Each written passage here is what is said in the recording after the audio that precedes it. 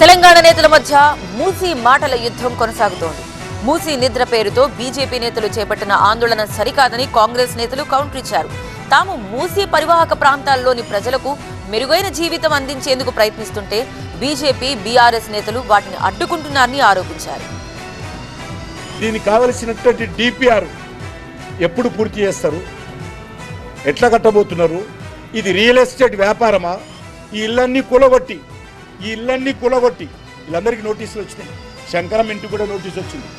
ఈ ఇళ్ళన్నీ కూలగొట్టి ఇక్కడ రియల్ ఎస్టేట్ వ్యాపారం చేస్తారా, కమర్షియల్ కాంప్లెక్స్ కడతారా, ఇది చెప్పాలి. साबरमती रिवर फ्रंट बनाए तो उनको बहुत अच्छा दिखता है, मगर मूसी रिवर डेवलपमेंट फ्रंट काम किए तो उन लोगों को अच्छा नहीं दिखता है.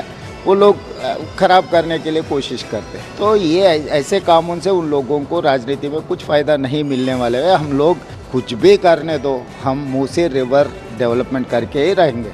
ఇవాళ నేను ఒక మాట అంటున్నా, ఒకవేళ బాగా బలవంత పెట్టి కూలగొట్టేది నిజం కాకపోతే, బలవంత పెట్టి ఎలగొట్టేది నిజం కాకపోతే 100 మంది పోలీసులు ఎందుకు ఇక్కడ మోరిస్తున్నారు మీరు చెప్పండి. మీరందరూ మాతో మాట్లాడితే వేరు. వాళ్ళు అంటున్నారు 5,000 రూపాయలు ఇచ్చి మాట్లాడిస్తున్నారు, 10,000 రూపాయలు, 5,000 రూపాయలు ఇచ్చి మాట్లాడతారా? వాళ్ళ భాష ఏందో వాళ్ళ మాటలేందో వాళ్ళు వినండి. మీరు ప్రభుత్వం ఒక మంచి ఆలోచన చేస్తున్నప్పుడు రాజకీయ ఉద్దేశంతో చేస్తూ ఉన్న అన్నిటిని కూడా ఖచ్చితంగా ఖండిస్తూ ఉన్నాం. మీ సలహాలు ఇచ్చేది ఏమైంది, సూచనలు ఇచ్చేది ఏమైంది, మీ పాత్ర ఏమైంది? కేంద్ర ప్రభుత్వంలో ఉన్నారు, కేంద్ర ప్రభుత్వంలో మీ బాధ్యత విస్మరించి మీరు అక్కడ వండుకున్నారు. సమస్యలు తెలుసుకునే ప్రయత్నం చేసి సంతోషిస్తాం, కాదంటలేదు. భారతీయ జనతా పార్టీ మరి కాంగ్రెస్ పార్టీ రెండు కలిసే చేస్తున్న డ్రామా ఇది.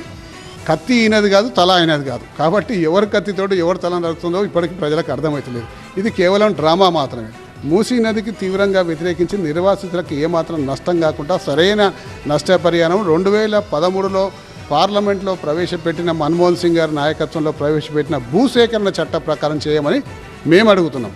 కేటీఆర్ మీద వస్తున్న ఆరోపణలు, కేటీఆర్ మీద వస్తున్న ఇబ్బందులకి, టీఆర్ఎస్ పార్టీ మీద వస్తున్న ఇబ్బందులకి ఆదుకోవడానికి ఇవాళ మీరు ఈ అవతారం ఎత్తారని మాట కూడా మనవి చెప్తా ఉన్నాం. మేము 10 ఏళ్ళుగా చెప్తా ఉన్నాం, BRS BJP party hand in గ్లోవ్లో ఉన్నాయి, లోపాయికార ఒప్పందంలో ఉన్నాయి.